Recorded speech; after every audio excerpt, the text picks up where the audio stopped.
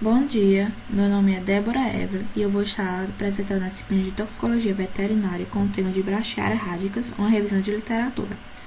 O grupo é composto por Camila Maria, Débora Evelyn, Maria Emanuele e Paloma Nadiana. Eu vou estar apresentando, fazendo um resuminho sobre a planta, Brachiária. E, para começar, ela é uma gramínea de origem africana, E tem como função a capacidade de se adaptar a terrenos úmidos e pela sua grande produção de massa verde. Essa gramínea ela é plantada em diversas regiões no intuito de melhorar o aproveitamento dessas áreas. Ela não só pode ser, não é só plantada, e adaptada em regiões úmidas como em regiões secas. Por isso que ela foi introduzida, no Brasil. Inicialmente ela chegou no estado de São Paulo, que logo em seguida foi disseminada para quase todos os outros estados, Seu habitat são os brejos, isto é, as partes baixas das pastagens. Podem crescer bem em solos úmidos e, quando ingerida em grandes quantidades pelos bovinos, que são os mais afetados, induzem a anemia hemolítica, hemoglobinúria, diarreia e pode levar à morte. A intoxicação por brachiária afeta principalmente bovinos, como eu havia mencionado, mas também ela pode afetar ovinos, bubalinos e equinos que são sensíveis a essa intoxicação. Os casos em bovinos ocorrem quando estes são trazidos e colocados em pastagens de braquiária com desenvolvimento vigoroso, ou seja, quando a planta ela já está em um estágio avançado do seu crescimento, E os bovinos acabam que ingerindo em uma grande quantidade. Que lá pra frente eu vou falar o que acontece quando essa espécie ingere a planta em grande quantidade. Aí só teclando um pouco sobre algumas importâncias sobre a planta, Como havia utilizado, ela é utilizada em larga escala em pastagens da América tropical. São capins mais plantados no país, sendo utilizados nas fases de cria, recria e engorda de animais. Elas se adaptam-se às mais variadas condições de solo e clima, ocupando espaço cada vez maior em todo o território brasileiro e também por proporcionar a produção satisfatória de forragem em solos com baixa e média fertilidade. E também ela traz, por ela ser uma gramínea que se adapta bastante aos climas variados, Porque sabemos que o Brasil tem um clima bastante variado.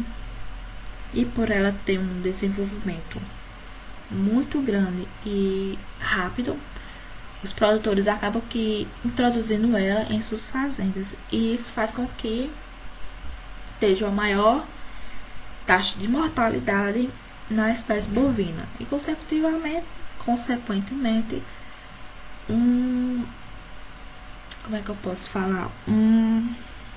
uma taxa de desenvolvimento de produção baixa para o proprietário, Que vai estar perdendo a sua produção.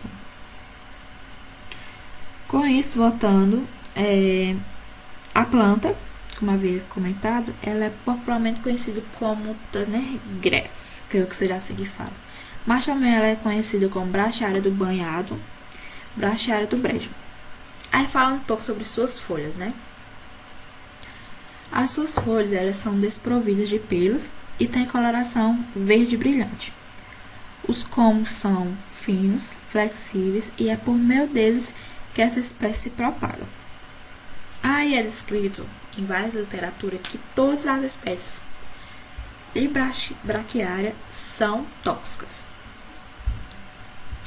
Sua importância como forrageira é a adaptação às áreas de baixada, mal drenadas e sujeitas a inundações.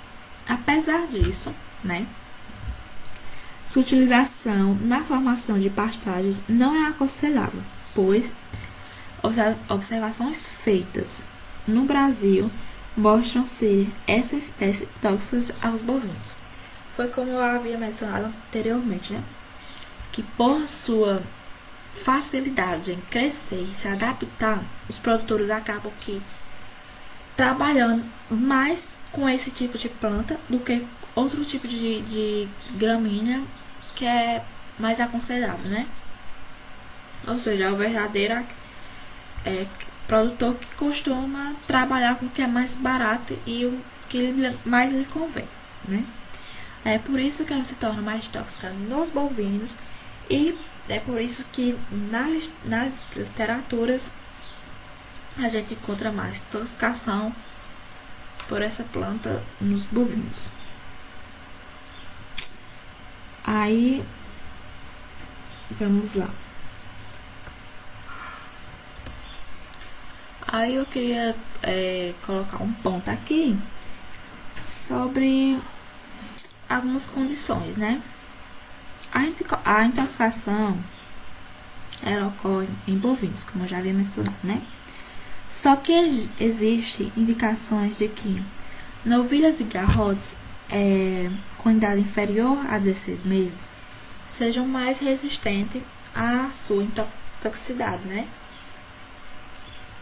De que bezerros lactantes que se intoxicam através do leite. Ou seja, em qualquer literatura que você encontrar, vai estar lá descrito que essa planta ela tem a maior facilidade em intoxicar novilhas ou bezerras lactantes do que novilhas e garrotes. Em búfalos também é descrito que ocorre caso de intoxicação sob condições naturais. A intoxicação por braquiária tem sido reproduzida em bovinos. Experimentalmente tem sido demonstrado que a planta também tem efeitos sobre equinos e ovinos, como eu já havia mencionado.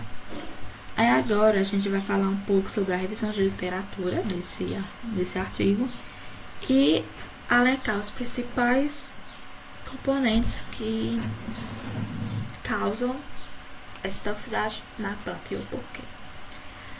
Aí vamos falar um pouco sobre o princípio ativo e o mecanismo de ação.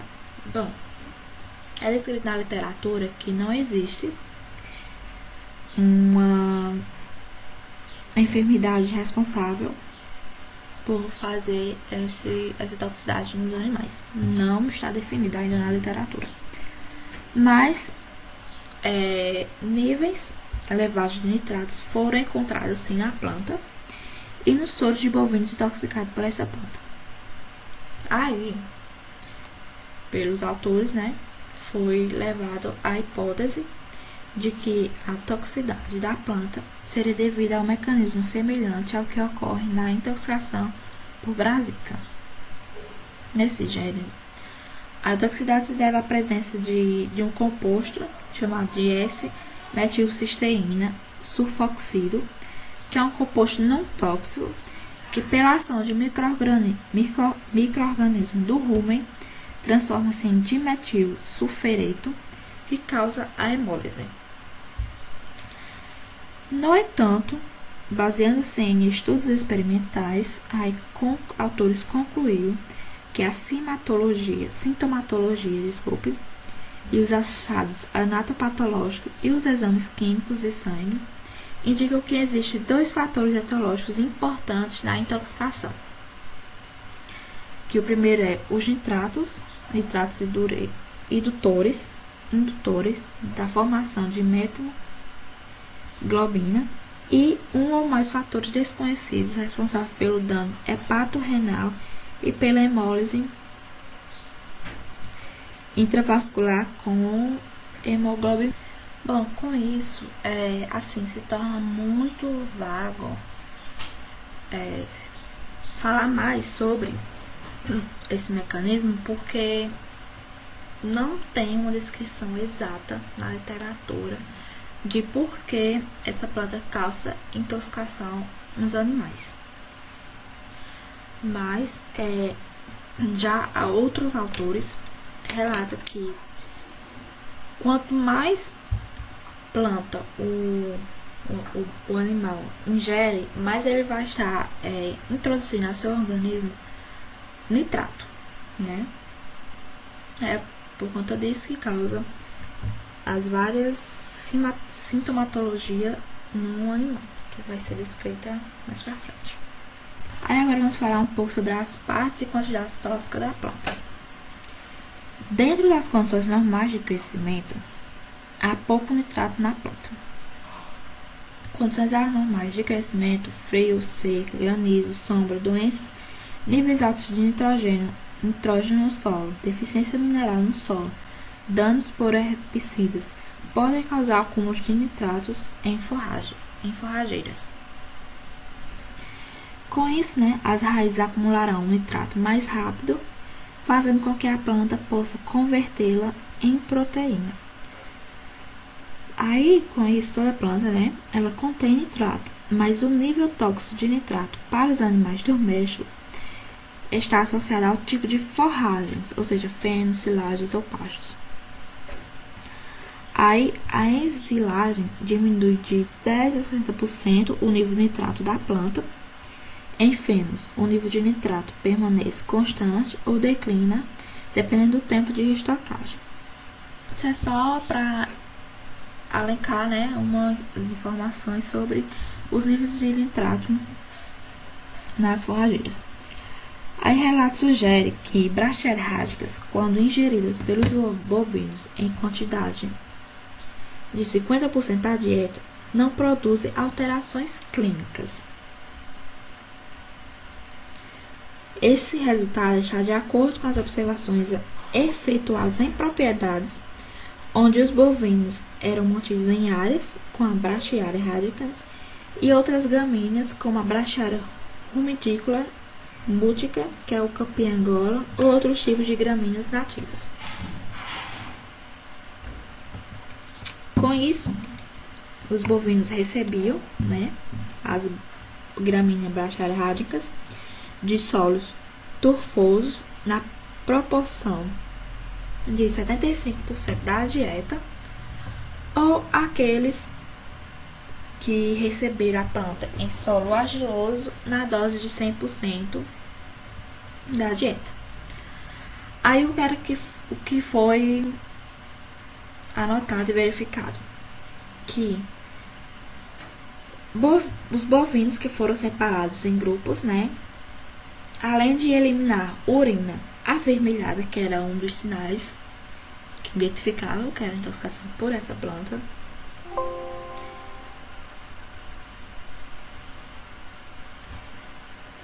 sim, como eu estava falando, que como apresentavam a urina avermelhada, contrapartida não mostravam outros sintomas. Esse quadro clínico foi observado também em casos espontâneos, onde os bovinos eram mantidos em áreas de solo argiloso, cuja pastagem era constituída somente por braquiária.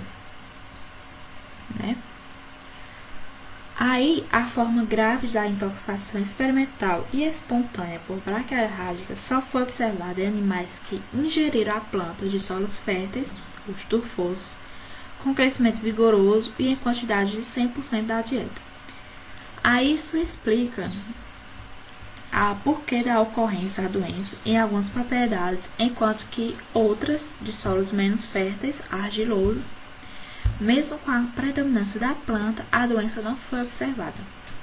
Aí, para a ocorrência da intoxicação espontânea, também deve ser considerado a aquisição de animais de outras regiões que chegam com fome e são intoxicados em locais onde são introduzidos essa planta,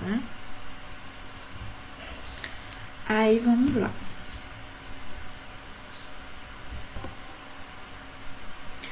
Com isso, foram observados com esse estudo, que era necrose de hepatócitos das regiões centrolobular e paracentral eram, sim, encontrados na intoxicação espontânea, embora não tão grave quando ocorreu a intoxicação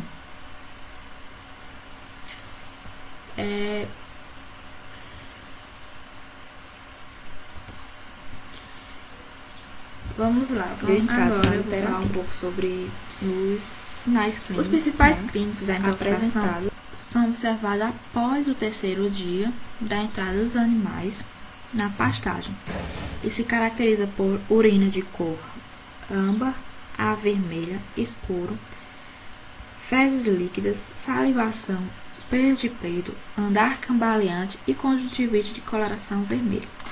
Perceba-se que o primeiro sinal de que é relatado na revisão é a urina de cor vermelhada.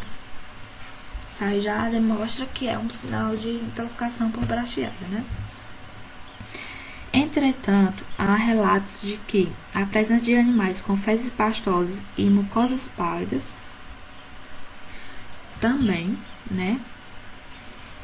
E que no exame laboratorial é observado a anemia hemolítica com metahemoglobina e altos teores de nitritos, como eu também já havia mencionado. Nos casos naturais da intoxicação, a morbidade pode alcançar 90% com mortalidade e 3%. E não são observadas predileções por raças e sexos, ou seja, pode cometer qualquer tipo, faixa etária. Não, a planta não tem essa, diz só raça tal, sexo tal. Existem também indicações que animais com idade inferior a 16 meses sejam mais resistentes a intoxicações e os bezerros lactantes se intoxicam através do leite, como eu já havia mencionado no iniciozinho, né? Aí, em experimento com 75% da dieta à base de brachiárias, os sinais clínicos da intoxicação foram observados após o 4º dia da ingestão e se acentuaram após os 7º dia. E dietas com menos de 50% da planta não provocaram sinais clínicos. O quadro clínico dos animais experimentais é semelhante aos casos naturais, sendo observado hemoglobinúria causada pela elevação da hemólise. Isso porque a presença daquele composto que eu havia mencionado, que é o dimetilsulfuro. Aí agora a gente vai falar um pouco mais sobre como é a forma de tratamento. Não se conhece exatamente um tratamento específico, mas é relatado que fazer a remoção dos bovinos intoxicados para a pastagem, constituída por outra forragem na maioria dos casos, tem sido sim suficiente para recuperá-los. Movimentar os animais o mínimo possível.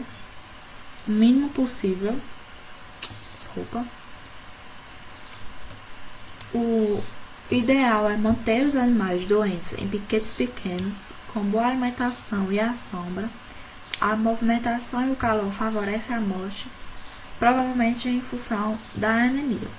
Ou seja, é descrito que fazer o animal movimentar o mínimo possível pode trazer sim a recuperação e fazer uma boa alimentação, deixar o animal em sobra, pode sim ser um tratamento eficaz. Aí, como eu estava falando, né, que manter os animais doentes em piquetes pequenos com boa alimentação e sombra, a movimentação e o calor vão favorecer a morte e provavelmente a função da anemia, como já tinha dito. Um possível tratamento foi relatado, no qual injetaria solução de azul de metileno no animal, intravenosa, né, e o fornecimento de suplemento energético para estimular micro-organismos do rumen a usarem o nitrato. Relatos de tratamento que foram controversos, né? Há eficácia em alguns relatos, mas há casos de que houve perda total.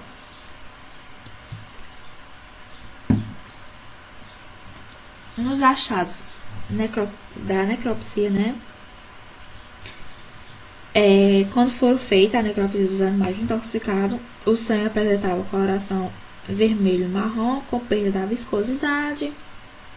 A esclera, a conjuntivite e as cirroses são tingidas de vermelho e marrom. E o fígado apresentava, né, várias áreas de escuras intercaladas por áreas de icterícia. É descrito que um dos órgãos mais acometidos seja o fígado por conta da grande quantidade excessiva do nitrato. No exame histopatológico, o fígado apresenta áreas de necrose, de coagulação centrolobular e paracentral, e nos rins a nefrose com cilindros e alinos. Ou seja, fígado e rim parado é morte total, na certa, né? Bom, com isso, eu chego à conclusão final, né, de que bovinos mantidos em pastagem, constituídas exclusivamente de Brachiaria radicans, com desenvolvimento exuberante, como ocorre no solo estufoso, desenvolve alterações clínicas a partir do 4º dia do início da ingestão. Elas se manifestam, por sua vez, com a ingestão contínua da planta e se tornam graves a partir do 7º ao 8º dia, com a eventual morte do animal. A brachiária, quando cresce sobre solos com muito material orgânico, como solo estufoso, se ingerida pelos bovinos em quantidade de 75% da dieta, pode produzir hemoglobinúria leve. Quadro clínico semelhante pode ser observado também em bovinos alimentados exclusivamente por Brachiaria radicans, quando esta tem desenvolvimento pouco vigoroso, como ocorre em solos argilosos. A brachiária, quando ingerida pelos bovinos em quantidades de até 50% da dieta, não produz alterações clínicas, independente do estado vegetativo da planta. A morte de bovinos que ingerem grandes quantidades de brachiária pode ser explicada pela hemólise e, por sua vez, desencadeia a anemia, que pode explicar a necrose de coagulação observada no fígado. A hemoglobinúria, em decorrência da hemólise, produz nefrose hemoglobinúrica, agravando ainda mais o quadro clínico. Nas regiões em solos com muito material orgânico e exclusivamente por Brachiaria radicans, sugere-se consociação desta gramínea com outras forrageiras em pelo menos 25% da dieta. Enfim, é só alencar um pouco, explicar como essa planta mata tanto, né, posso dizer assim, a espécie bovina. E concluir que a planta introduzida, primeiramente em São Paulo, é a mesma fornecida em grande escala para os animais de pasto. Né? Aí logo percebe-se que o fornecimento em grande quantidade para animal apresenta sintomas de anemia severa que pode levar à morte. Bom, e é isso. Eu quis só trazer os pontos mais principais, relatar um pouco sobre a importância de saber qual planta, né, qual forrageira você estará fornecendo para o seu animal. Muito obrigado e tenha um bom dia.